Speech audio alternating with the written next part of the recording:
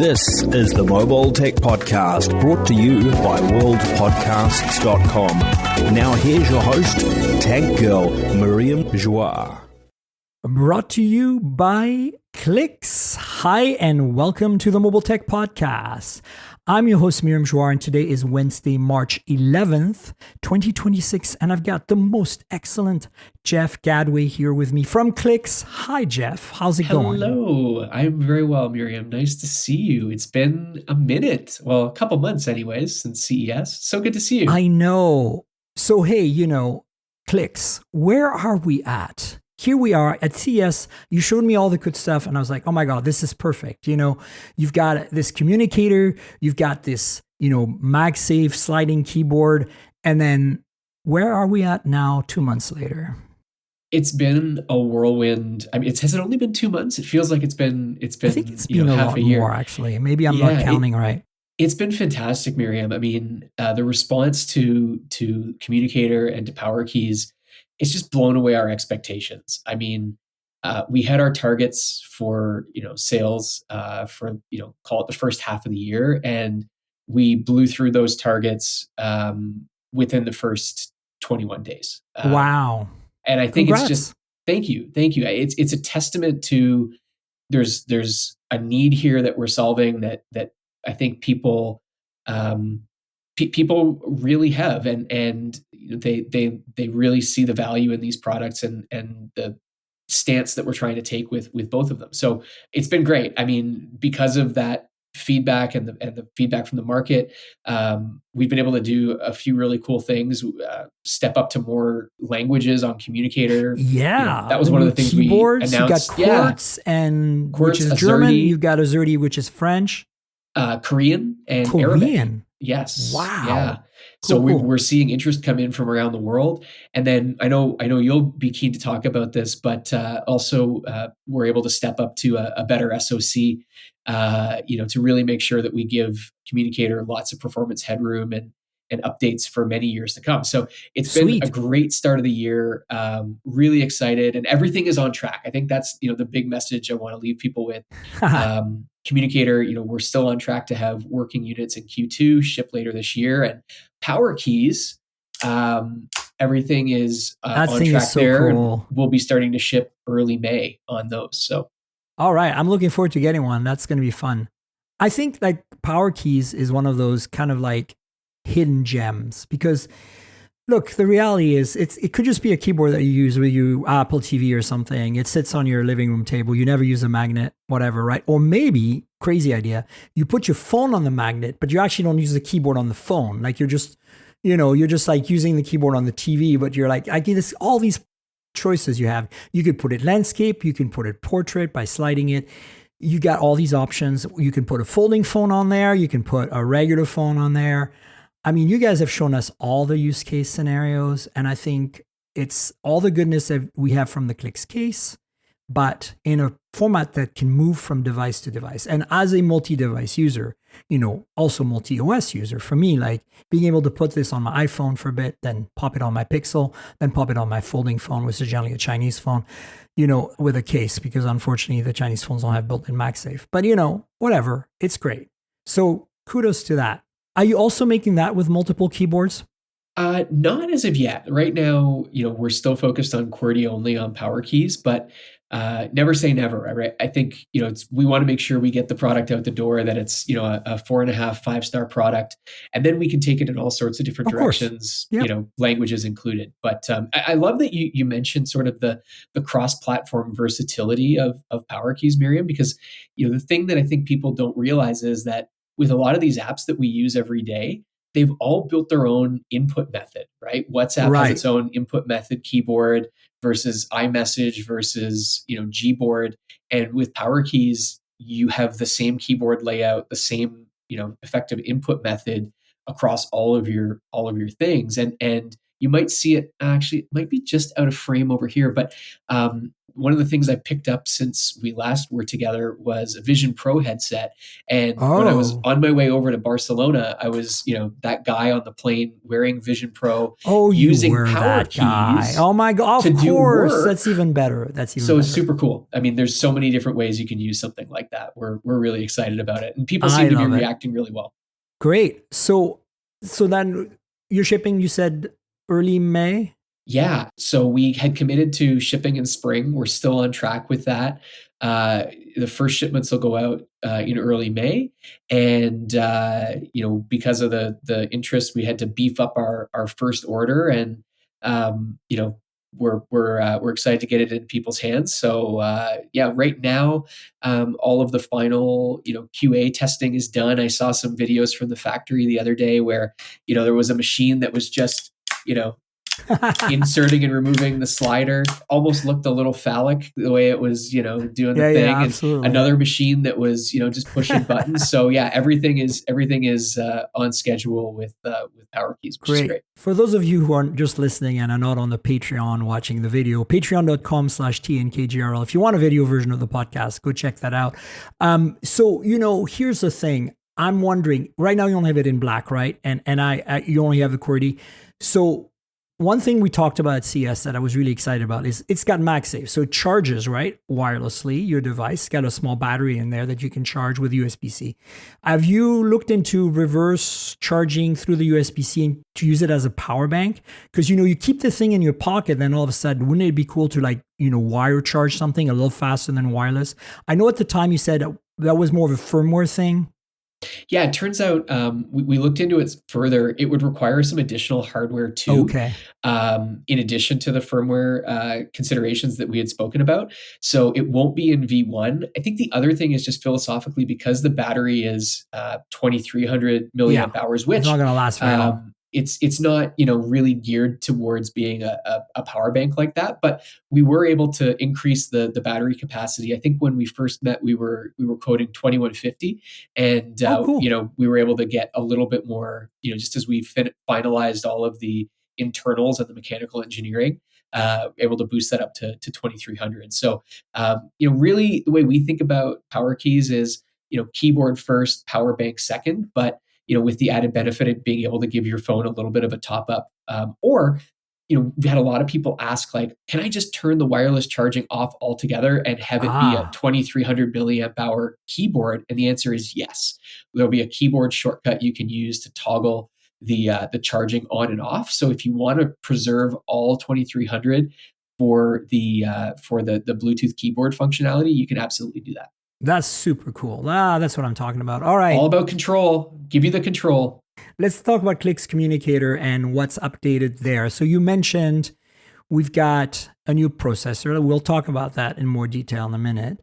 You've got the new keyboards, and that's awesome. What about shipping times? Do you have any timelines for us? So what we've shared since the beginning is shipping later this year, and we're holding ourselves to that. But what we've added is saying that in Q2 we'll be able to show some working units.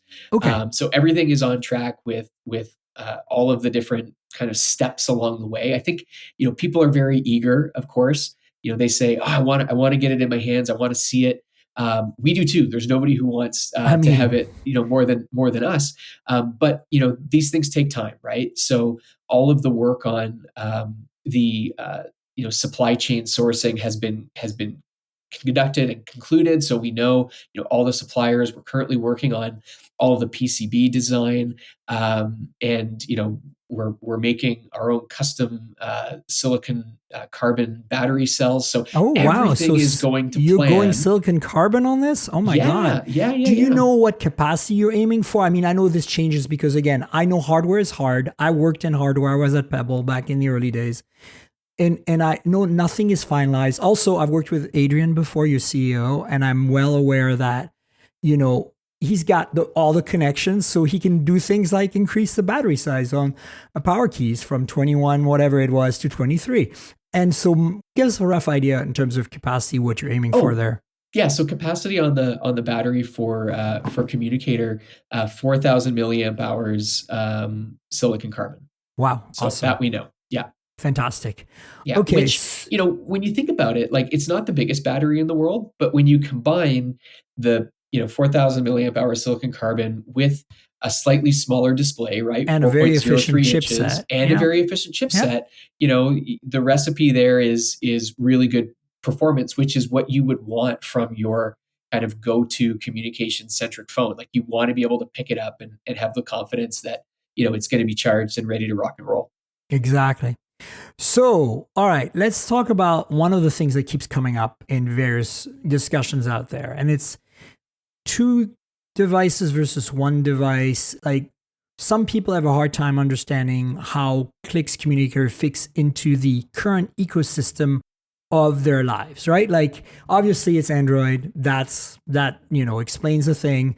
But Android's iOS, that battle's ongoing. But I think that if you're on now with things like AirDrop coming to mainline Android devices more and more, like that's going to be incorporated into the OS level, it's going to be easier for people. And RCS has really been a game changer for people using iMessage versus Android. So that's the minor thing. But where do you see things? Like, do you see two different customers here, and what do they look like?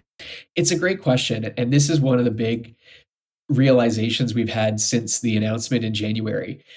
We positioned Communicator initially as a second phone that's really optimized for communications, and that people who use a primary, like a flagship, whether that's an iPhone Pro or maybe a Pixel or an Ultra or something else, that they will likely continue to use that because they need the really good camera quality, the large display for immersive content and things of that nature, and that Communicator would fit in alongside that as the phone that they reach for, pardon my français, but getting shit done, right? If I can say that. However, and we still believe that. We definitely believe that. That's how I will use it. I'll be a two phone person. I already am a two phone person. I know you're a two phone person or more. More. But what we found, Miriam, which is really interesting, is that there is a large and passionate group of people who, you go look at the comments on the launch video and they're like, how dare you say this is my second phone? This will be my primary. This will be my daily driver. Whoever runs marketing at Click should be fired. They just don't get it. And I sit back and I laugh because that's great. If Communicator does everything you need it to do to be your daily driver, to be your primary, because maybe you don't need a three camera system with insane telephoto and I mean, look, the reality is great. iPhone 17e just came out and it's got a single camera. And it's, apparently, according to some people I've talked to, last year's 16e, which was similar, has sold like hotcakes, especially through prepaid. So like some people don't care.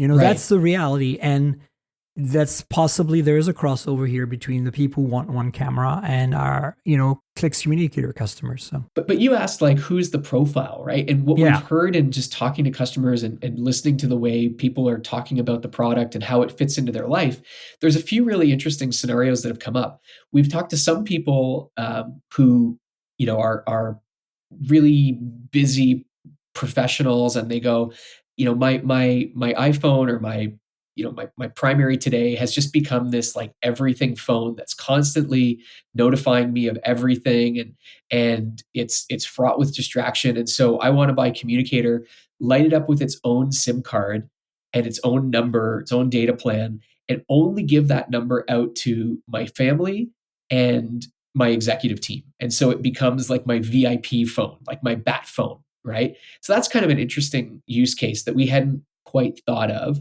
And then there's people who are interested in actually moving their SIM card over and saying, okay, this is going to be my evening and weekend phone, so I'm going to put my primary SIM in this when I'm looking to disconnect a little bit and create a little bit more boundaries between my digital well-being.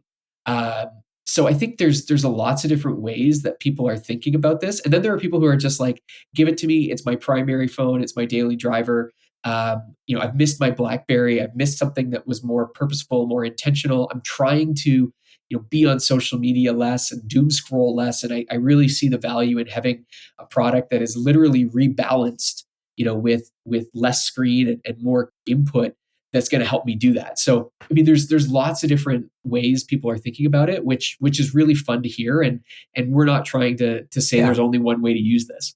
Yeah, for sure. I think what I'm excited about is, I think there's a big, strong scenario most people I've talked to in our realm, right? Like my audience is tech savvy early adopters, the people that are in my environment. Michael's on your team and he's a good friend, Michael Fisher, and so things like that. I think for me, it's like I can see potentially where you use Clicks communicators to get work done, business done. That's when you get like into that get things done mood, as you said earlier. And then when you want more recreational stuff, when you do want to doom scroll, when you are taking photos for your family or whatever, you pull out your iPhone, you pull out your Android, your Galaxy or your Pixel or your Oppo, awesome Chinese phone, right? And that's kind of where I see myself kind of being really, because right now I do this, but I do the main phone and then my Clicks communicator is actually a folding phone, like, because I got the screen real estate to do the work. And the square format really works well for that, and that's, I think, another thing that is in your favor here. But yeah, I also see, as you said, the weekend warrior who like decides like, hey, I just want to use this on weekdays, and I'm going to use my fun phone on weekends, which are going to be more about photography and entertainment. Right. And then, the other way, the reverse of that. And then, of course, people are like hardcore. They're like, no, I don't need the camera. I want to go back to having that keyboard experience all the time. Totally. And I think, all of these are valid, and at the price point you're selling, and please remind us quickly for the people who don't know. Right. So $499 launch price. Our early bird is still on for a few more days at $399, but $499 will be where, people are able to pick it up moving forward. So, you're looking at the same price as a Pixel 10a right now, or 9a. That's pretty great, in my opinion. So yeah, and I think you also are addressing a whole audience of people who have been longing for the keyboard and bought a Clicks case for the iPhone or their Pixel or their Razer, and those folks, like they're like the Kevins, right? Crackberry Kevin, right? Like he's also on your team. They are those people. They will never give up the keyboard. They want the keyboard to come back. And I'm not that person. Like I'm happy to have a keyboard. It's not a deal breaker that I have a on-screen keyboard instead. So I think in that sense, you have that other audience too. And I think you also have another audience of younger people who are kind of rediscovering the touchy feeliness of technology, right? Or discovering it for the first time, which is absolutely fantastic, because even with the keyboard case, 45% of the people who've been buying this are first-time keyboard users. And that's exactly where I'm going. People are right now buying those old CyberShot cameras. They're buying old iPods and refurnishing them, adding Bluetooth to them. They're doing, maybe playing with mini disc or whatever because they want that tactile experience. And I think that's totally valid. We have so much virtuality in our lives right now that, Yeah, the thing that we hear, the most from people using the keyboard case, and I think it'll carry over to Communicator and even Power Keys too. They say, look, there are certain kinds of tasks that are real keyboard tasks, whether that's editing a document or booking a flight online or buying something where you want to fill out, a form. It depends. It's different for everybody.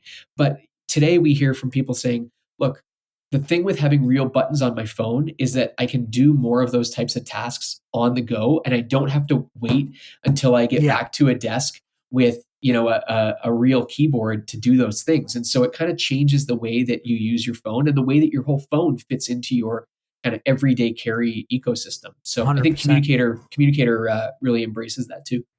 One last thing, let's talk about that chipset you picked, because that's, there's lots of nerds on this show. We want to know. So Dimensity 8300 IoT version.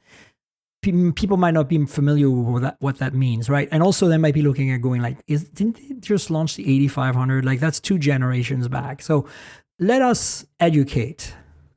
Let us educate. So the Dimensity 8300 series is MediaTek's upper mid-range smartphone chipset. So anything that they put into a smartphone as like a smartphone chipset is branded the Dimensity series. And the 8300 was announced in 2023, available to start putting into their projects in 2024, and the first phones with the 8300 series came out in 2025. So it's not like Correct. it's a super old chipset.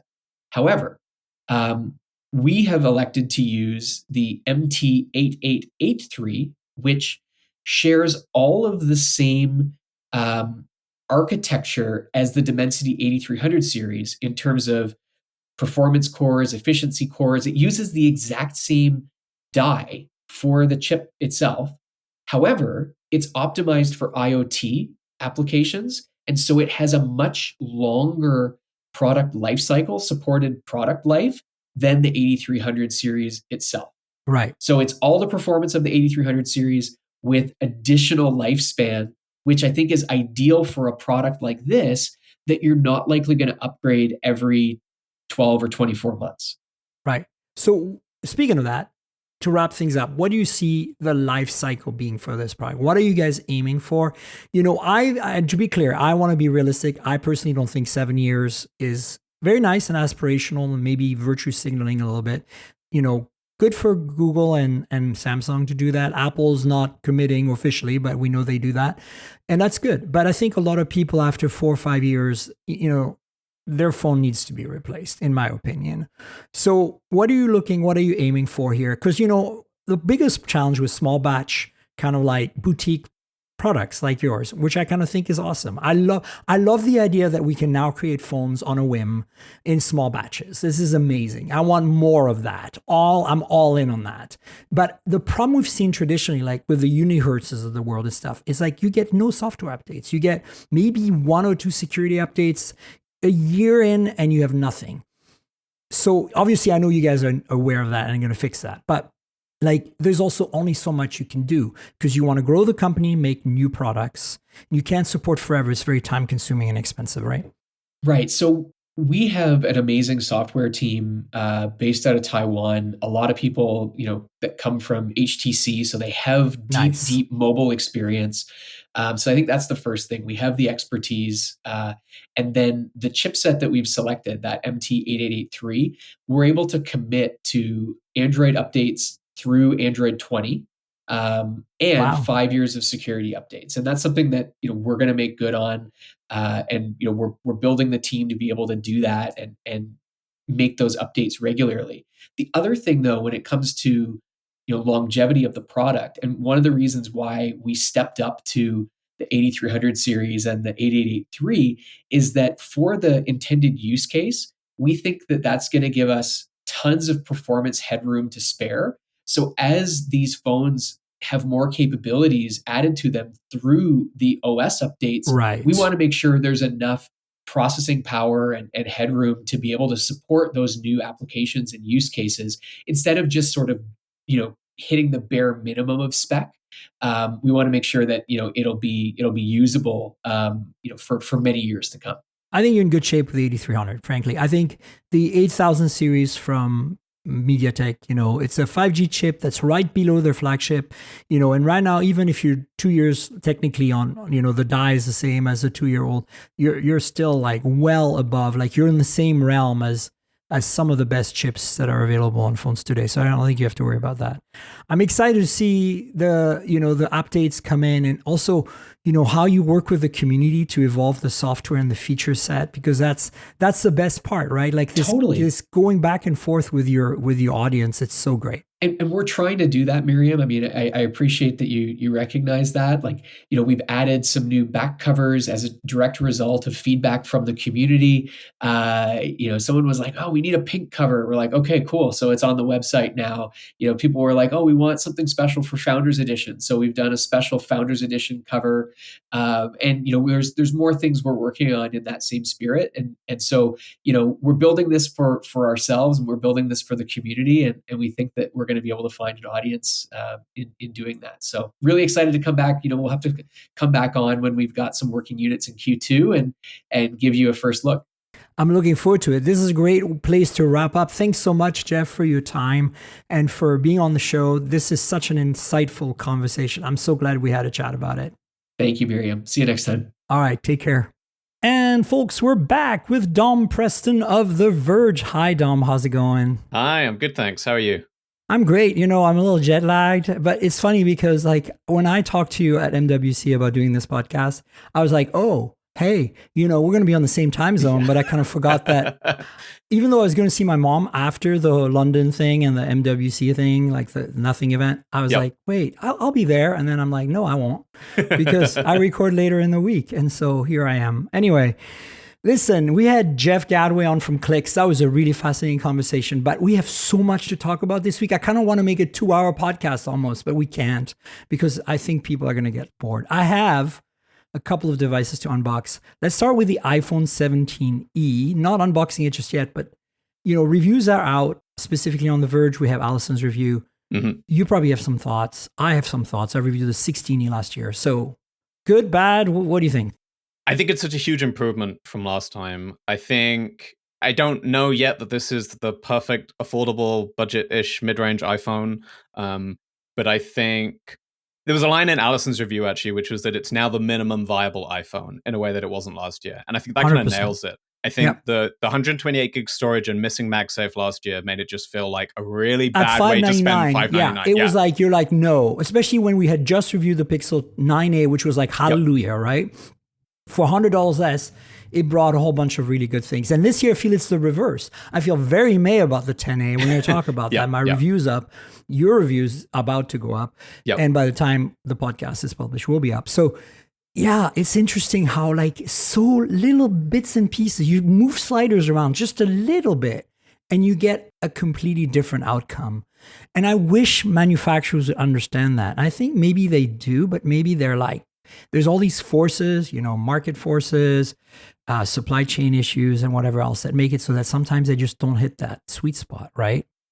Yeah, I mean, it's always a balancing act for them, right? And it's about the positioning within their own lineup. That was part of the strange thing. Part of the shift for the 17e is the 17 has come out, and the 17 was kind of a different iPhone to the 16, and that's changed the way it feels as a value proposition in Apple's lineup. And then you've got the same thing going on with the Pixel, and we'll talk about that in a bit. But you know, the Pixel 10 suddenly had to shift in its camera setup compared to what Google had been doing in the flagships before.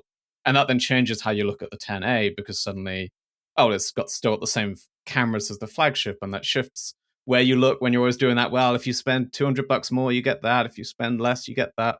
It's always just shifting very delicately up and down. I think you're absolutely right. The last year, it felt like this slam dunk.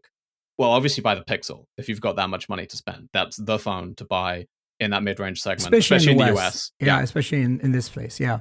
And it's shifted a bit this year. Yeah. No, I agree. And I think that also the iPhone 17 base is my recommended best value phone right now for iPhone users. I know most of them are not going to do that. They're going to get a Pro because subsidies in the US is like, I think like $2 or $3 more a month or something to get a Pro. So it's totally not worth it for them to just get the 17 because a telephoto is really a great thing to have. For sure. But at the same time, the 17 finally hits the spot. And so that makes it to me like, you know, a little hard to recommend the 17E in a way. But at the same time, there is room for prepaid carriers for people who want to buy the phone, own it with their own money, and they don't care. Like, I think a lot of people forget that there are some people who barely take photos with their phones. Yes. And if you do need an iPhone at that level, and why spend all that money on the cameras when what you want is the A19, what you want is the 256 gigs of storage, what you want is the MagSafe. You know, you don't care about the 60 hertz display being 60 hertz at that point. So, all right, I'm going to unbox this thing live on TV. So, tabs. This is an iPhone 17e. I believe it's the pink one. Here we go. Oh, hang on a second. I got to do this from the microphone because this is always sweet. You got to get delicious. the sound. Here we go.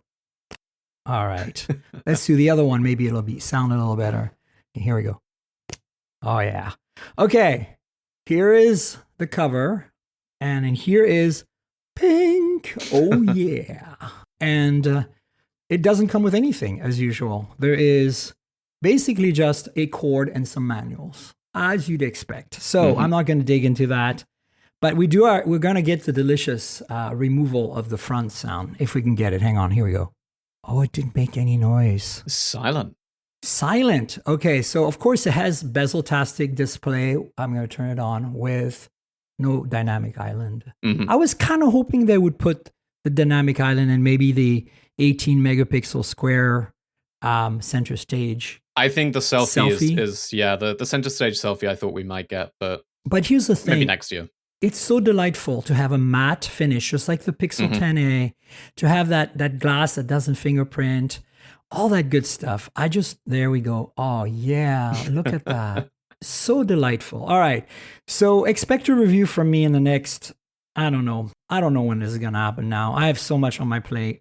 There are a lot of phones. This will depend on what my editors feel like needs to happen really at this point. Because, on the podcast, I'll give you a review soon. But the written review for Hot Hardware, I've got so much right now, I don't even know where to start. So that's it. iPhone 17e. I think it's great. I think that, I wish I had an ultra wide, but at that point, the 17 should have a telephoto. And then at that point, what do we do with a Pro? Exactly. Does the Pro become an ultra phone? Which is, honestly, I feel is a candidate. It's a possibility. I don't know if you've listened to the previous shows, but when Nirav was on right after Unpacked, my argument, and I think we've seen this argument too from other folks, some YouTube creators, is that, Apple really proed very well and very hard with the Pros this year. Like they feel like the tools that they're meant to be for those who are pros and who are creators. But compared to like the Chinese Ultra and even the Pros, like if you look at the Find X9 Pro, they're not quite in the same league. And the S26 Ultra is suffering from that. It is not Ultra. Samsung needs to Ultra harder. And if they're going to Ultra, this needs to be a Pro. I think they should take the S26 Ultra and make it a Pro phone, or remove that stupid 3x vestigial telephoto. Right. And hear me out. Remove the S Pen, make that an option. And then price it like the iPhone, a little less. And make a smaller version as well. And then we have a Pro. And then now you can go Ultra. Now you can make that trifold level device that you're doing on the Fold side that costs $2,000 and has like the 1-inch sensor, the variable aperture. And you can show that Samsung still owns hardware on Android in the West. I wish they would just go nuts, but they're so chicken. They just look at their numbers. They're all about volume, but the volume product could be the Pro. Make the Ultra as a halo device. And I think Apple, the rumors of them going Ultra on some devices is really exciting me because I kind of want that spread. Yeah, I'd love to see them actually try and take that fight to the big Android OEMs that are pushing those Ultra cameras. I mean, the thing that fascinates me about how Apple and Samsung would ever do that, if they did, is how they would approach it from a design perspective. Because if you look at all of those Xiaomi, Oppo, Vivo, Honor kind of ultra tier products, they've all got that huge circular DSLR-inspired camera mount, right? Which most people seem to think is pretty ugly. I know there are other people out there who like those looks. I love those phones. I review them all the time. I don't think they look great. And I can't imagine Apple and Samsung putting out phones with that design language. And I'd be fascinated to see how they handle that huge camera. The hardware is big, right? And you got to put it somewhere. Yeah. I mean, that's the opportunity for them to come up with a new solution to that. And I kind of feel like the camera plateau could be reworked to do that, like on Apple and Samsung could work something out. I think that's a minor thing at this point. I'm just saying, like in an ideal world, I wish that there were Ultra phones from all the manufacturers. And even if they cost a lot of money, they're Halo devices. That you still have Pros that delivers, but with inflation and on the current, climate of politics and economy, I think it would be nice to have around that $1,000 to $1,200 sweet spot, have some Pro phones that are real Pro phones, not Ultra, but Pro and good, and click all the boxes and don't make us feel like we're getting cheated in the same way that I feel like I'm getting cheated with the S26 Ultra, because I feel like privacy display is great, but that's the only great thing about that phone. It feels so like Groundhog Day. Like I feel like I'm literally like, I looked at all my previous reviews. I'm like, I'm reviewing the same freaking phone over and over and over. I'm sick and tired of writing these reviews. I almost want to say, pointer to my last review. And for the camera section, I just want to say better aperture. Here are the results. And the rest is the same. Carry on. Oh, horizon lock. That's it. Yeah. Done. Well, I mean, that's part of what I said in I just reviewed the regular S26 and the Plus. Yeah, we'll dive into that actually. Yeah, and they have that same problem. You look back at the camera specs have been the 22. same camera hardware since for 4 or 5 years, basically. And you can It's go back and insane. say they have not changed a single thing in those cameras for 4 years. Yeah. All right. So the thing that's got me the most excited, I have not been able to stop thinking about it since it was announced a week ago. While I think I was flying back I was flying into London for the Nothing event from Barcelona. I was sitting at the airport when the announcement was made, and I was like, Look, first of all, you have to understand, I'm an Android user with a Mac. Now, I do use Windows and Linux. I was a game developer. I like to have the console and the terminal available to me at all times. On my Windows machine, I actually install the entire new C++ compiler toolchain, everything that I need to work. On Linux, obviously, it's trivial. On Mac OS, it's trivial. But for me, as much as I love having a good tablet for consumption, I cannot make a tablet my main device, because to use Steve Jobs' analogy, I need a pickup truck. Like if I, in real life, as a car enthusiast who covers and reviews cars, I want a sports car. But for my tool to do computing with, I want a pickup truck. I want something that can do anything. And that's what's got me so excited about the Neo. It is a pickup truck that's really affordable and small and light and gets the job done. It's, the analogy here in North America is people buy these massive trucks, right? That are completely useless because they just drive to the mall with them. And every now and then they go to Home Depot and put some manure in the back. Those are the MacBook Pros of the world. Right? They're incredible devices.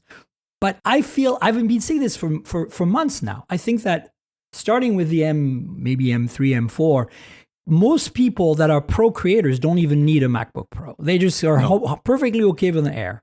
So now the Neo kind of comes in below that. And it brings in that little, kind of like Hilux size pickup truck vibe that's affordable, and you don't care if you lose it or whatever. I mean, maybe you do. I mean, everybody's got a different budget. My point is, I'm super excited, plus colors. Yep. And I feel like the compromises they made are really reasonable, and the reviews are definitely reflecting this. I'm hoping Apple sends me one. I've requested it. If not, I'm going to buy one, and I'm going to make it my daily driver. I'm on an M2 Air right now. I'm a base M2 Air. Yep. I'm on the exact 8 gigs same. of RAM, 256 gigs of storage. The only reason, normally all my Macs have 512. The only reason I went for 256 on this one is because it was actually given to me as part of a job I had. And then when I left the job, they said, you can keep it. And so I was like, well, 256, I'll just live with it. I got an external SSD I use if I ever run out of space, and I offload some stuff and I keep working. My other Macs that I have, like this Mac Mini M4 I have here, is also the base model, but it came with 16 gigs of RAM, and then storage, I have an external 1 terabyte Thunderbolt 5 SSD on that. So whatever, I don't care. The 256 that's built in, it's empty. I'm not using it for anything right now at all. And I don't care. And I bought it very early on because I knew it was going to be awesome. And now you can buy modules to update it yourself and stuff. And I could do that, but whatever. My iMac up in Vancouver is unfortunately, oh my God, Dom, I was so bummed. I bought an iMac M3. 3 months before they went to the M4 and bumped the RAM to 16 base. Yeah. And so I bought a 512 M3 with 8 gigs of RAM, and I'm like, but here's the thing, I'm not noticing it. Honestly, for my workloads, the difference between this Mac Mini M4 and my iMac M3 with different RAM and storage is irrelevant. Yep. So I think for most people with a Neo at 8 gigs, absolutely not a problem. I think that if you're doing some serious like compiling in Xcode, if you're doing some AI workloads like as a developer, if you're doing like a bunch of stuff that requires a lot of heavy lifting, I think is going to be a problem. But like you're editing a bunch of 8K streams or 5K red, like whatever, that stuff. Yeah, you're already on a Pro anyway. You're not even looking at the Neo. You're not the target audience for this. You're never buying this to do that. But the nice thing about the Neo is for the kind of video editing I do, the 4K video editing I do, absolutely I could do it on that. The only thing that really misses for me, and I definitely would buy the $699 personally for the storage, but the only thing missing for me, the only thing I cannot live without, and it's going to be really hard, is a backlit keyboard. Funny, yeah. And it's interesting because you remember the original MacBook Air, the 13-inch with a little flap on the side. I bought that, spent the money because I was like, oh, God, I must have the manila envelope Mac, right? Like my MO with Macs has always been to buy the lightest and thinnest that I could buy. Right. So like I've spent extra money for that. Like I had a 12-inch PowerBook G4, and then I went from that to the MacBook Air. Actually, no, I had a Intel MacBook 13, the plastic, the white one when I first came out because I wanted the Core experience, the Core Duo stuff and the Intel stuff. But I didn't keep that very long. I sold it, and then I got the Air, the original, and that had a backlit keyboard. It was, it was a pricey, expensive, fancy thing. And then when they went to the 11 and 13, like the wedge shape that stayed with us for a long time, I immediately got the 11, but it didn't have backlight for the first iteration. It didn't have backlight on that. And then the second iteration, I immediately updated to it 2 years later or something, even a year later or something, because it had backlight. So I have a feeling this is what I'm thinking, Dom. Tell me what you think. I think next year they're going to come out with an A19 Pro Neo or maybe whatever, an A20, who knows, that'll have backlight. I could see it. I could see backlight. Yep. I could see Touch ID coming to the base model. Touch ID being standard. Yeah. The other thing is USB ports, but I can live without that because I rarely plug things into my Macs. MagSafe, man, it's nice to have. It'd be nice, but I think it's a reasonable cut to make.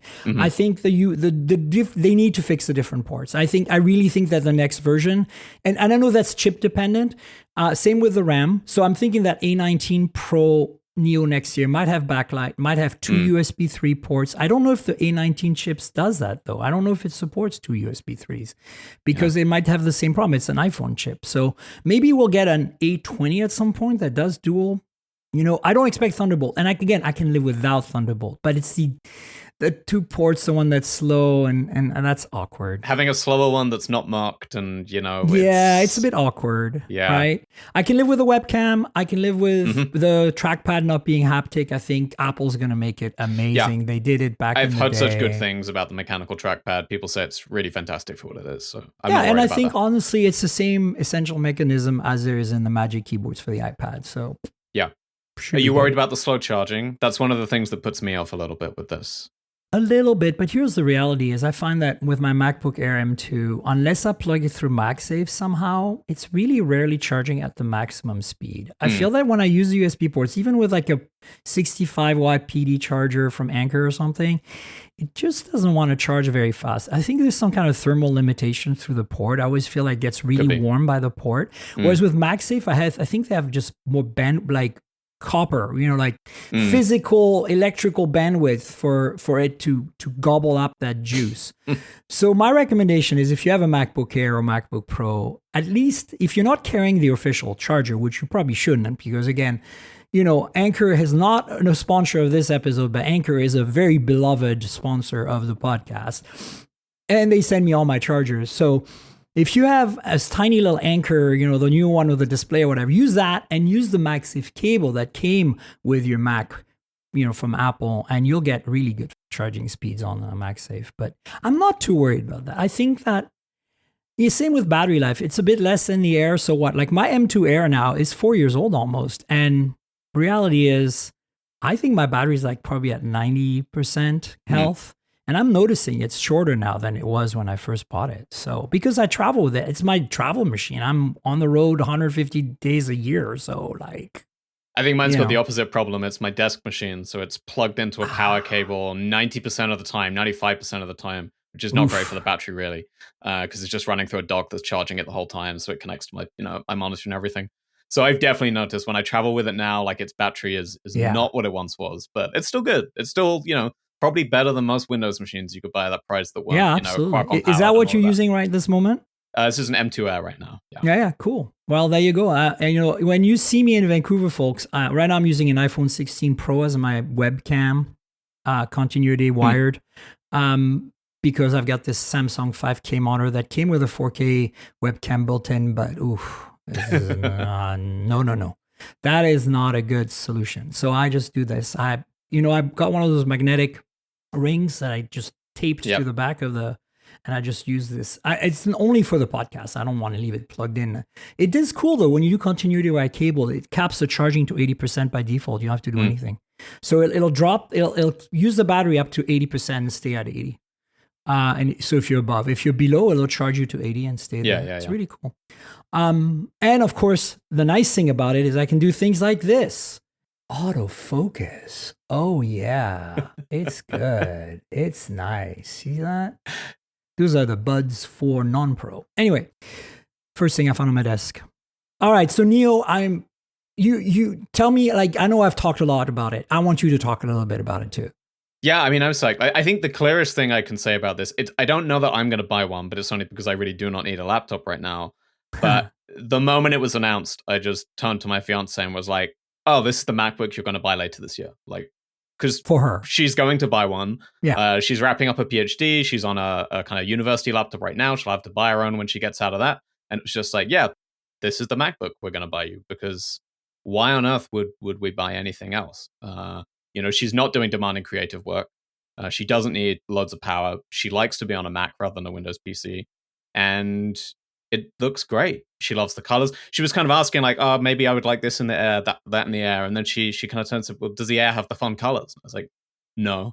And she went, oh, okay, yeah, the Neo. That's good. Yeah. The light blue is the only fun color on the Air. The other thing is there's a lot of debate out there, like, should you buy used Air or like refurbished, or should you still find one of those last remaining stock of the $599 or $699 M1 Air? And look, if you need these things like Thunderbolt, a backlight, I think, yes, absolutely look for that. But I think right now that is not what the Neo is designed for. No. And I think that you have to remember, you're buying a used or refurbished or out of stock Air for a discount. The same thing's going to happen to Neos. Yep. We're going to be able to buy refurb Neos for $399 in a year. Mm-hmm. And that is where the equation flips itself on its head. That is the part people are not thinking about right now, is that we're going to have an entire generation of people out there who are going to be able to afford a Mac at $300-$400 refurb. Yeah. Or last year's model through Amazon. It's going to change everything. Apple's going to make so much bank from the services alone. I think like this is a game-changing device. And I think in some ways it feels like this combo of 17E and Neo is like the bang bang, the two punch.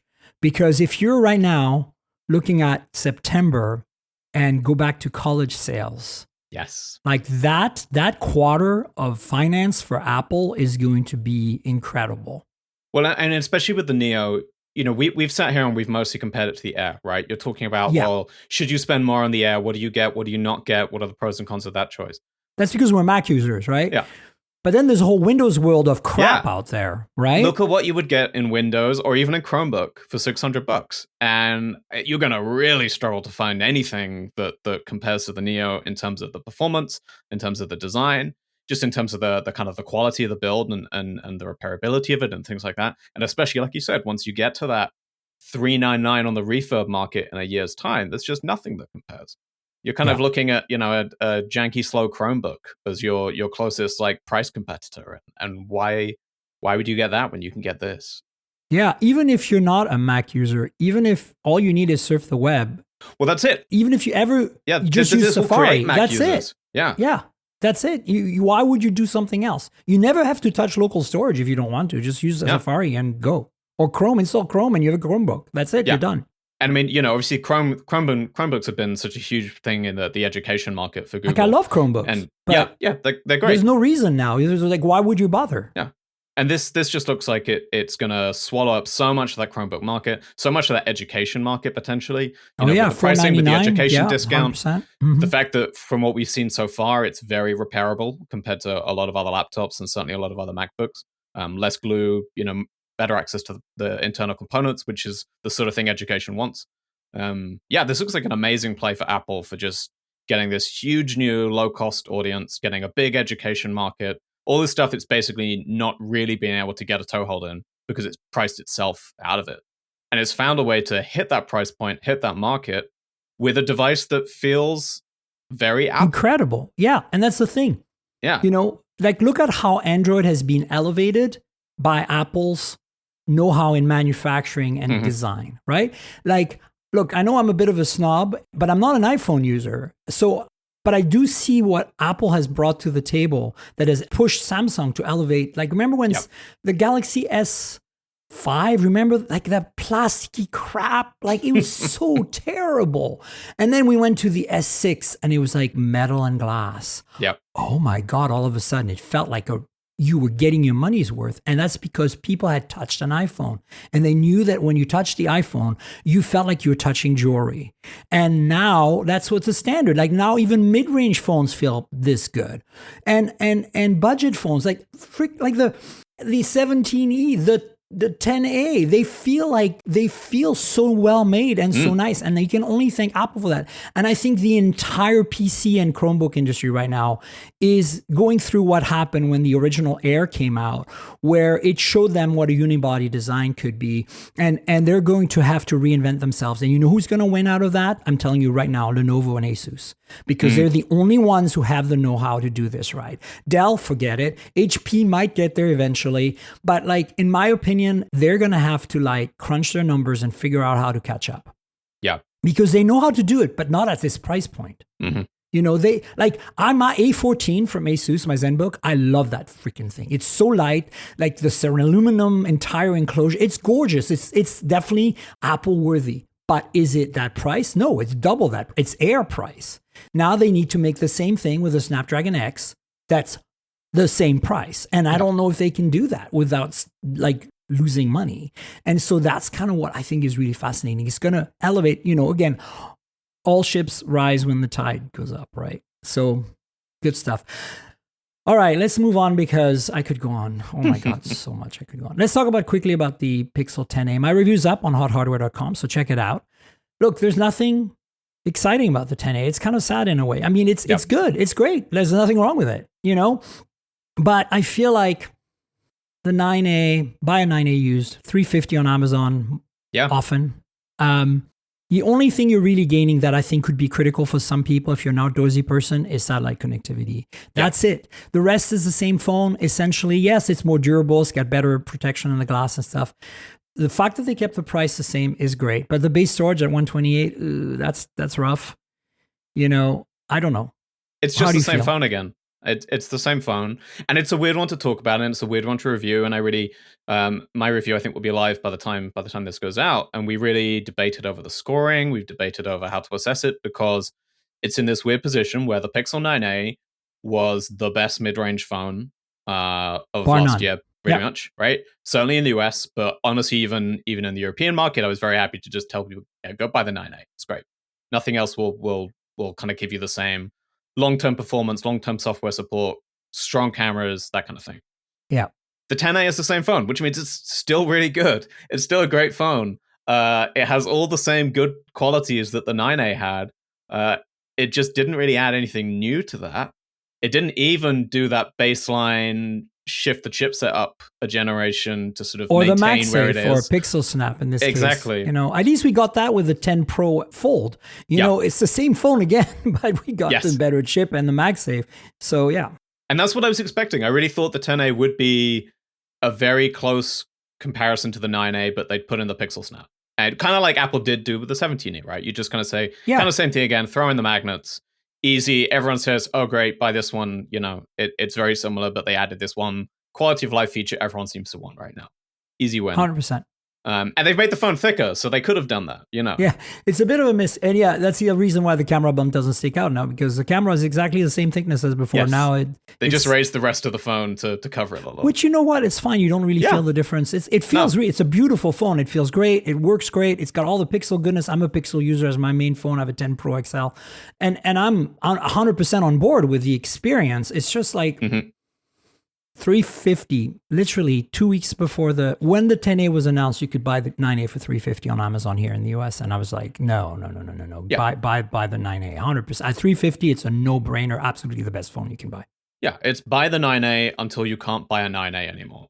And if there's a point in 6 months where it's just impossible to really get hold of a new/refurb 9a, fine, buy the 10a, because by then it'll be on a good discount itself, and it's a great phone. But there's no good reason to buy right now, again, except unless you really care about satellite SOS. I think that's the one thing. I feel like it's funny because it's kind of like Google's going through what Apple went through with the 16e last year. Yeah. Like they got kind of hammered on, right? They were like, I remember talking to the PR people like, oh, really? Wow, you guys are mad about the MagSafe, huh? And I'm like, yeah, we're livid about the MagSafe. Like, this is one thing that makes iPhones so cool and at any price point. And they're like, but it wasn't on the SE2. I'm like, yeah, but the SE2 is like, it's an iPhone 8, right? Like we understand why you didn't put it on that. But this case, like this thing looks like an iPhone 16 and it's a 16e and you don't have, screw you. And so, and so it's exactly how I feel about the 10A. It's like, screw you, Google. What the hell were you thinking? Like, I can understand the chip perhaps because that's a price thing. It's price sensitive. They didn't raise the price. Okay, fine. But, at least we had a distinguishing thing. And the other thing is, were you on that briefing for the 10A where it was just like we were getting gaslit every time we were asking what's changed? Because look, I feel like all they had to say was like, listen, we understand how you feel. This doesn't look different at all. But once you get the phone, you'll notice the SIM tray is in a completely different location. We've rearranged the entire inside of this phone to make it more affordable to manufacture so we could keep the price at $499 in this economic climate. If they had just said that, we would have been, oh, okay, we get it now. And then probably is what happened, but why couldn't they say that? How is it that some people up there in the marketing or PR department didn't come up with messaging around that? It's typical Google. They know how to shoot themselves in the foot so hard when it comes to PR and marketing. It's like epic. And this is, again, I hope they freaking learn a lesson, but my hopes are not very high, to be honest. No, I don't totally trust them to. But I agree. They haven't figured out how to sell this phone when it's so obvious that it's the same thing again. And it's maddening that they weren't prepared to finding themselves in that situation because they knew what they were selling, they knew what they were producing, and they must have known everyone would turn around and look at it and just say, oh, it's last year's phone again. Yeah. That's weird. When I finally got it in hand, I was like, this is a completely different phone. Like, because I'm an engineer and I look at the port location, everything, I'm like, wow, they had to redo the whole thing inside. Like, this is real. And I'm like, why didn't they just say that? Like, I would be so much more forgiving. Like, and instead they're like, oh no, we're just going to deny it's the same thing. Weird. Anyway, let's move on. S26 base and plus. You can please rant away for 5 minutes because I could rant too. These phones don't need to even exist at this point. I mean, it's almost just trotting out the same rant again with a slight difference, which is that for Google, for the Pixel, it was, it's the exact same phone as last year. They've really changed basically nothing.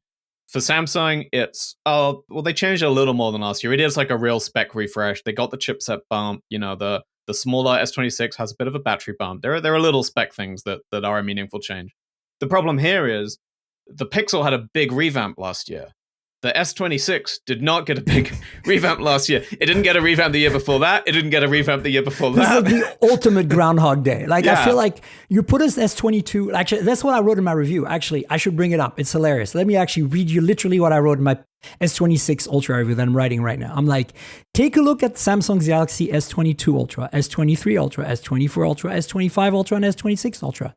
Can you tell them apart at a glance, from a distance, in someone's hand? Right? That's exactly where we're at. Like, nothing wrong with that. And as I said here in my review, I said, obviously the S26 Ultra's design doesn't stray too far from its predecessors. And from a brand recognition perspective, that's a good thing, but that's the only good thing because it's like the rest, like the cameras are really the ones that are upsetting. The cameras are like, not acceptable. The S26 Ultra kept the same price, got the privacy display, which has got to be costing more money, and got better apertures on the two most important cameras. And here we have literally the same camera module and lenses as we did 4 years ago. 4 years, 4 full years, not a single change, not an aperture shift, not a sensor shift, nothing. Dom, I feel your pain. Like, that review must have been hard.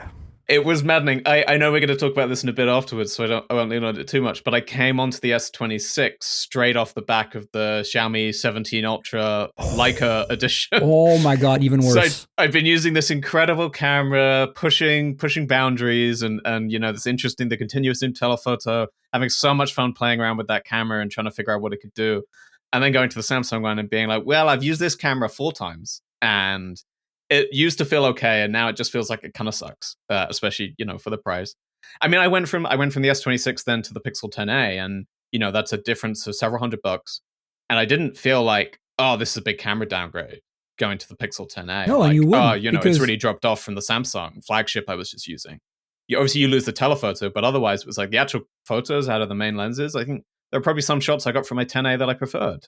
I mean, here's the reality. If Google put in their AI zoom on that 10A, it would be indistinguishable from the Samsung at 4x, 5x, up to 8x probably. Probably even true. though Samsung has more hardware. Because, we all agree that 10 megapixel 3x telephoto is vestigial at this point. It doesn't do much. If you compare the Z Fold 7, which has the same camera system other than telephoto, than the S25 Edge, like the S25 Edge at 4x zoom, 5x zoom, which is kind of the spot where things start to degrade, has the same performance as the Z Fold 7 that has an extra lens for telephoto. And then you go to 10x on both, and you can not tell them apart, yet it uses a 3x telephoto on the Z Fold 7. That thing needs to go. Like, that is no longer relevant. When you have sensors that quality that main sensor has, you can probably stretch it with some AI processing. So I think that they would be better served by, but you can't go from 3 cameras to 2 on that. No. Flagship. They'll never do that. Yeah. Just put in a real telephoto. Get a bigger sensor in there. I agree. Doesn't even have to be further than 3 times. 3x is fine. Just put a real goddamn sensor inside it. And that brings us back to my pro argument. Make a pro phone. Yeah. That is kind of a tweener, Anyway, look, I'll let you guys read Dom's review by putting in the show notes. Let's move on to nothing, because there's a lot of nothing happening last week. A lot of nothing. Yeah, that's funny. Anyway, I have here in my pocket the Pro model, which I've been using now for, like a week or so. I have the pink one. It's lovely. Let me just bring it up here quickly. It is quite a nice phone. I think the Pro's coming to the US, so that's the one I'm most interested in. Yeah. Obviously. I've got the glyph always on display turned on, and as you can see, it's slightly pink. I just love how thin it is. I love that it's this unibody metal. I love this little recess here. I love the camera pod. This is like nothing at its best. This is possibly one of Nothing's best industrial design ever of all their products. How do you feel about it? Here's what it looks like in front. Even bezels, everything is just juicy and delicious on this thing. I really love it. For $500, it's a tough one to get this versus the Pixel to me. Because for a nerd, right? Like for a phone nerd, It does feel like real competition though. How do you feel about it? I think I'm less bullish on the design than you are, though I do like it. I really didn't like the Phone 3 aesthetically. Oh, neither Phone did 3 I. design I hated. Yeah, it's a little excessive. Yeah, I hope that would grow on me. It never did. I really like the 4A, the regular 4A, which isn't coming to the US. The 4A is great, 100%. I love the glyph bar. I think that's a really nice implementation of the glyph lights. I think it's a clever minimalist version of that. And I love the colors on the regular 4A. I think the blue and the pink are beautiful. I think from a design perspective, the 4A is the one. I'm not saying that, but I feel like this Pro design has grown on me. I feel like there is something about it. The fact that you're now getting a metal phone, like it's a metal unibody phone, it feels much more premium. It feels like you're handling a flagship. Exactly. This is more flagship to me than the Nothing Phone 3. For sure. And it has better cameras. Yes, given that they've said they're not doing a flagship this year, right? We're not getting a Phone 4 this year. It's fascinating that not in price point, but in design, they've made this one feel flagship, and it really feels almost like a course correction from the 3, where they're kind of saying like, oh, that one didn't quite work, you didn't all love that, but like, how about this can kind of serve as a flagship for this year because it's got the metal design, it's a lot thinner. I think they've done a great job of shifting their design language, right? This looks very different to anything they've made before. Yeah, it's obviously way less transparent, which is a very bold move for them because that has essentially been the core aesthetic they've been identified with, is transparency, and they've not got rid of it, but they've really reduced it, really minimized it. It's just around the camera. But immediately you're like, oh, it's a Nothing phone. It looks totally different to anything they've made before, but you're also immediately like, oh, of course it's a Nothing phone. No other company would make a phone that looks like that. You'd know at a glance it was made by them. So I love what they've done there. I think it's very clever. And that's what I mean by I really like the design of the Pro, is because it's like it's got the essential, essential part of Nothing, but it's still different. And speaking of which, I've got the 4A here, so I'm going to unbox this because, you guys are getting everything this week. I'm giving you lots of love. Between the Clicks interview, which honestly is really awesome. Jeff really gave us a lot of good stuff. By this point, when you're listening, maybe you've skipped it, and I suggest you don't. This is always a pain to open because once you remove the seal, by the way, this is what the box looks like. There's some iMays down there. There's a seal. I removed it, but now like I have to kind of like pry It's this an awkward open. shuffle at this point, isn't it? And Yeah. it's tough with, okay, I got it. So you open this flap and then you get this. I love their packaging. You get this little tab here and you pull on it and oh yeah. So then you get this box and it says stuff. It's cool. Here, I'll leave it up so you guys can read it.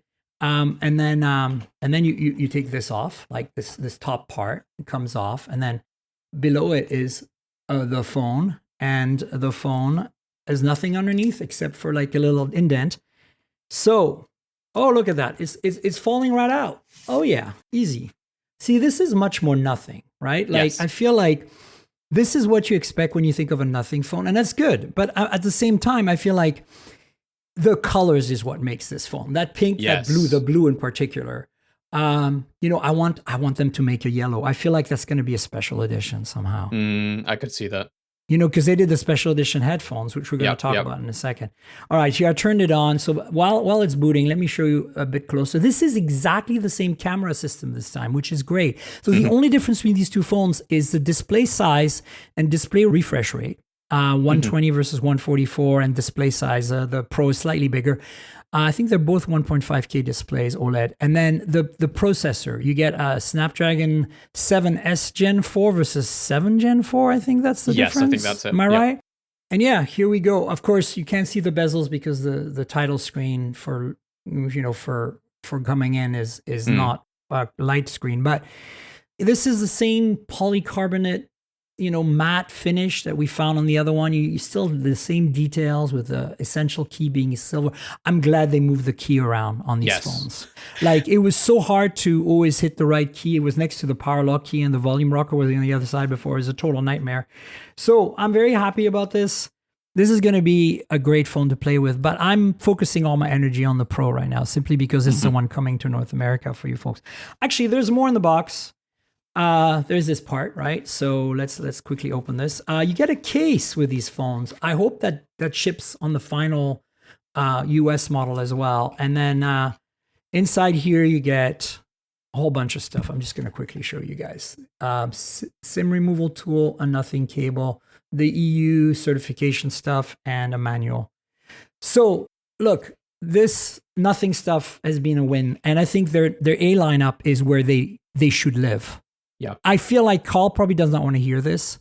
I told him when I saw him in person, I said, listen, I know you're going to make a flagship, but you need to flagship harder, okay?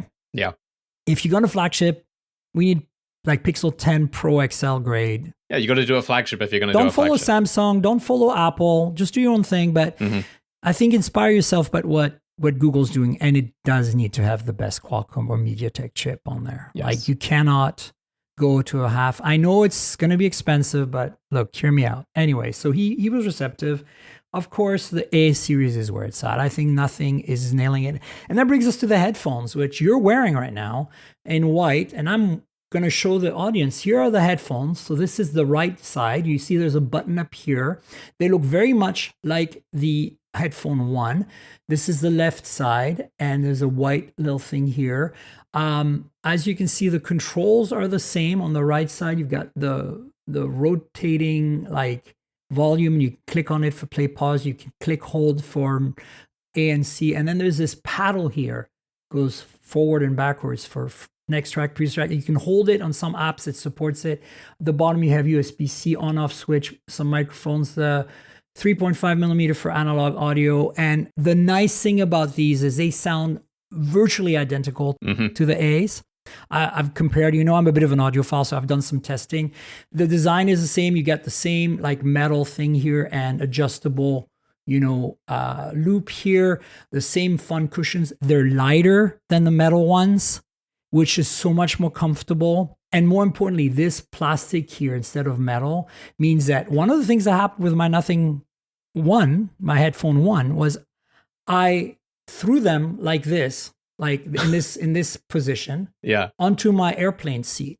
The first, I just had used them for like, I went on a trip to New York for another thing. I said, I'm going to try them on a plane, right? Great.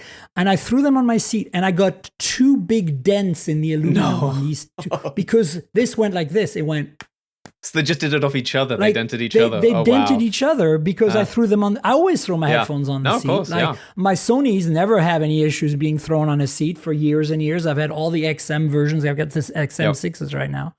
So like, so these are not going to have the same durability problem. They look super cool. They come in super cool colors, including the awesome yellow of the ear A right here, that yellow. And so I'm like, okay, this is a total win. They sound phenomenal. They cost a little less. You get great ANC. What are your thoughts on these? Yeah, I basically agree. They've done I mean, a you're fantastic wearing them, job. so obviously. I've been enjoying them. I didn't review them for the site, but I got a sample. I haven't played around them with them as much as I want to. That was actually partly why I'm wearing them today. I was like, oh, I'm going to talk about them. I should really like spend some more time with these headphones. So I spent my afternoon listening to music through them and obviously using them for this. I think the comfort's improved. I found the first gen. I worried basically that using them all day today, I'd be getting a bit sore and uncomfortable by the time we were on this call. It's been fine. I've been using these for hours and I'm pretty happy, which I don't think was true with the first gen. Because they are just that bit lighter. The design is so similar, but like you said, a bit lighter, a bit more comfortable. I think you're giving up a carry case in the box. Oh yeah, there's no carry case. You get a kind of little bag instead. But I think if they're going to shave $100 off the price, like I don't know how much of that they managed to do just by ditching a carry case, but probably a chunk. And very smart way to save some of the money. To get similar, arguably better design and similar sound quality for $100 less. It's really hard to argue with. The first gen were pretty solid for what they were and the price point they were. I think they were maybe, competing with getting towards like real flagship headphones and maybe struggling there. But I think at $100 less, these feel like a great option for where they are. 100%. So, pro tip, if you're a tech journalist, you have access to all the things, use the case for the headphone 1 for the headphone A. Very true. There you go. I've got one of those in a cupboard somewhere. Because they're exactly the same size and fit perfectly. I've tried. All right. So I'll put the review from The Verge down in the show notes. So check that out.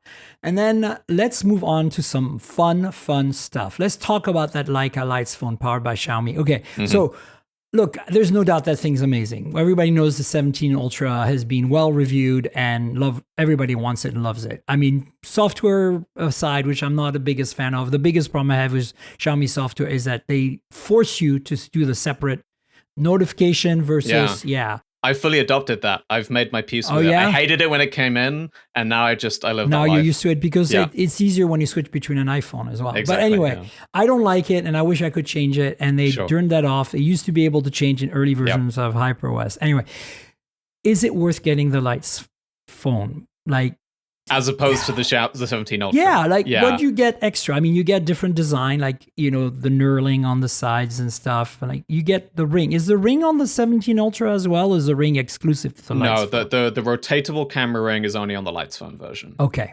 So you're paying, I think it's like €200 extra, something like that. It varies depending on the market. I think €300 extra maybe. But it depends on where you are there's a lot of variation in the different markets for what the price gap is. I don't think that's worth it unless you are really, really a Leica fan. And a lot of people are. People get very particular about Leica, and that's fine. For sure. I'm okay with that. And if that is you, and you love the idea of having that little red dot on the back of your phone, then cool, go for it. And there are a lot of nice touches here that feel very Leica. You've got the little red dot. You've got just the design in general. You've got this kind of knurled metal edges. They're a bit grippy. And you get the cover too, right? That's like probably worth €100 itself. Yeah, exactly. So it ships with a couple accessories, and one of them is this very nice kind of faux leather case that then has a lens cap, which I actually love. That's kind of my favorite part about this. I thought I would love the rotatable camera ring. I actually just kind of love the case with a lens cap.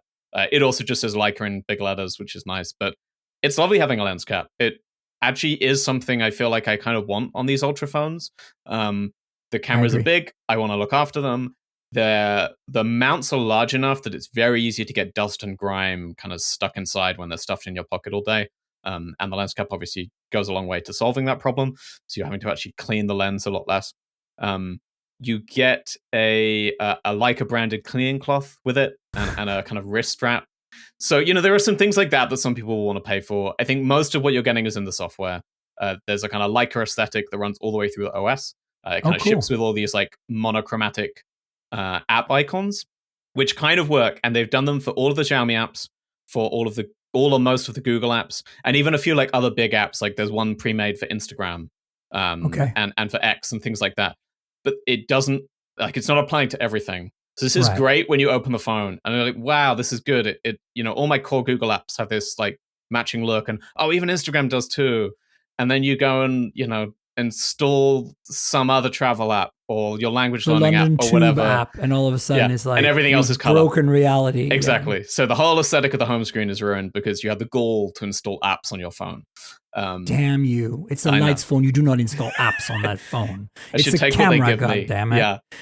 Yeah. Otherwise, it's really about what's in the camera, and then there's some nice stuff. There's some extra like Leica branded kind of filters, some of which are there on the 17 Ultra. I think I haven't used the regular 17 Ultra, so I'm not 100%. I know some of this is in there. I think the big thing is there's a mode that lets you kind of replicate the look of I think it's the M3 and the M9, though I might be getting that wrong. Two of the Leica cameras. Monochrome M9, Yeah, so one is the monochromatic, which actually looks really beautiful because I think often black and white modes on phone cameras are kind of rubbish. And and then the other is basically like a fixed daylight white balance one, which is the M3, I think. And that looks very cool and distinctive when you're shooting outside in daylight. It's pretty terrible the rest of the time. The fixed white balance means in low light, it looks awful. I'm sure there's ways to use it that get you very striking photos that you might enjoy. But it's definitely not the kind of straightforward, I'm taking nice photos with my phone. You've got to really be going out to try and use that style and lean into that style and get something out of it. So if you're a Leica person, you're going to hear a load of that and be like, oh my God, I want that. I want the monochromatic M9 mode on my phone. Are you willing to spend hundreds to get that? I wouldn't. I think the best things about this are just the general camera performance. And that is in the regular 17 Ultra. Buy the 17 Ultra. The 17 Ultra seems like a great phone. Yeah, I love this phone. This has been my favorite camera in any phone right now. I have adored using it. I think it's a fantastic phone. I don't know why you would get the Leica version unless you're just really a fan and you really want to express your love of the brand, which is fine. Yeah. That is people, but yeah. And then, the other thing you have to keep in mind is that they have made Leica phones before. Sharp did them before. But like we're going to get, the trend is likely that next year's Ultra will come out again, or maybe 2 years from now as a lights phone. And then, and then it's like, it's like buying a smartwatch from a fancy brand. Yes. Right? Like Montblanc. It's like, should you? Because it's going to be obsolete at some point sooner than you think. Unlike your Leica camera, even your Leica digital camera, right? So it's a whole different ballgame. Like I think, again, if you have that kind of money, why not? If you're going to keep the phone for 3 years, great, and you can afford it. But I think that for most people, 17 Ultra, right? Yeah, for sure. Yeah. I should also say on the rotating camera ring, because that is kind of the fun hardware thing, and I didn't really touch on that in any detail. I wanted to love this. I did not love this. Okay. It felt really like a gimmick to me after a couple of weeks with the phone. I never developed the muscle memory of using it. It always felt more natural and more intuitive to just zoom on the screen using the on-screen controls. Maybe with longer, I kind of learn the muscle memory for it. That's very possible, obviously. It's so flush against the body. This is obviously an enormous camera by phone standards, but it is a very small camera by camera standards. Yeah. And so there's not actually very much camera island to grab onto. It's very flush. It feels a little awkward.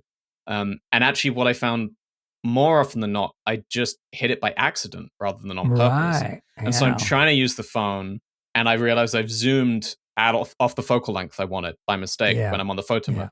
Or on video, it defaults to exposure. So I'd be trying to shoot video of product events, and I'd realize, why is this looking so screwy? And I've nudged the ring, I've shifted my exposure values off where I wanted them, and everything looks completely awful. And I've wasted, I filmed for a minute before I clocked that had happened, that kind of thing. So I actually began to feel like it was more of a liability than a help. I can see it for street photography where you want to do manual focus. But that's a very limited use case, If you can be reprogrammed, assuming it can be reprogrammed. I don't think you can use it for manual focus. You can reprogram it between different focal length, how you want it to handle the focal length, like whether you want it to scroll through everything or just do the big steps. And you choose to have it for exposure. And I think maybe you can have it cycle through the filters. That's the other thing. Okay, interesting. But it can't do focus, I don't think. That's it, folks. So check out Dom's review. I'll link on The Verge. I'll link to your show notes. All right, Dom, let's wrap it up. Do you want to tell folks where they can find you on the internet, your various social media things? I know you have like an Instagram that's cool and other things you're doing. So maybe share that as well. Yeah, I am on, obviously most of my work is on theverge.com, so you'll find me there all the time. I'm on Blue Sky at dompreston.com, and I'm on Instagram at dom.preston. But then I also have I have a little food Substack I run on the side. That's what it was, a Substack, yeah. Sorry. Yeah. That's on Instagram as well. So yeah, I have a Substack where I write about mostly London food, but a lot more broadly as well when I travel, some recipes, cookbooks, things like that. That's called Braze on Substack and Instagram, so you can find that too. It is very cool. If you're like me, a foodie, you should check it out. And all of the photos on there are basically taken with either a Xiaomi Ultra, an Oppo Ultra, or a Vivo Ultra. Yes. It's like whichever Ultra phone I've reviewed most recently gets dragged out to restaurants, and I really put them through their paces on macro modes and low light photography and dimly lit restaurants and things like that. And they do a fantastic job. So fantastic. So folks, check out Dom on social, check out Braze, the Substack, and the Instagram. Check his awesome work on The Verge. I'll have a whole bunch of links to it. And you know where to find me on the internet. I'm at Tankgirl, TNKGRL, like the comic book character. Just drop the vowels. That's my handle everywhere except on TikTok, where you have to add my year of birth, 6'9" at the end. And so, yeah, it's kind of funny. But anyway, I'm mostly on Blue Sky, on Instagram, on Threads. So chat with us on social, ask us questions, comments about the podcast. If you are new here because Dom brought you here and you want to subscribe, mobiletechpodcast.com has an RSS feed and has a link to all the different services you can subscribe. I'm on all the platforms. If you look for Mobile Tech Podcast, you'll find me pretty easily on Apple, YouTube Music, all that good stuff. So please subscribe. And then if you want to watch some videos, there's a YouTube channel, youtube.com/mobiletechpodcast. You know how YouTube works. Like, subscribe, tell your friends, click the bell. There's some hands-on videos, some unboxing, some reviews. It's occasional. But if you want to see some cool stuff, check it out. Finally, there's a Patreon. I've mentioned it a couple of times on the show. If you want to see a video version of this podcast with extra content and see me unbox devices, sometimes I go overtime like today and you get more stuff. Patreon.com/TNKGRL. That's patreon.com and Tankgirl, like my handle without the vowels. And you can get the video version for $5 a month every week. And you get it a day in advance. That's the deal. That's a very simple Patreon. There's not much else going on. I don't really have too much time to do like the community thing. I'd love to, but it's just not happening. So that's what you get. So consider supporting me through Patreon if you can. And finally, I want to thank our sponsor, Clicks. Clicks is a mobile company empowering people through purpose-built technology. Founded by a team of creators and technologists with decades of experience at some of the world's most well-known mobile brands, Clicks is passionate about building products to help people take action. And thanks so much, Dom, again, for being my guest this week. Really appreciate it. It's been a pleasure. Always happy to come and chat about the absolute onslaught of phones at the moment. Yeah, it's pretty insane right now. So yeah, it's a good time. Folks, stay tuned. I'll have another show next week. I'll obviously have Dom again on the show at some point. But until then, cheers, everybody. This has been the Mobile Tech Podcast with Tank Girl, proudly presented by worldpodcasts.com. You can visit us online at mobiletechpodcast.com.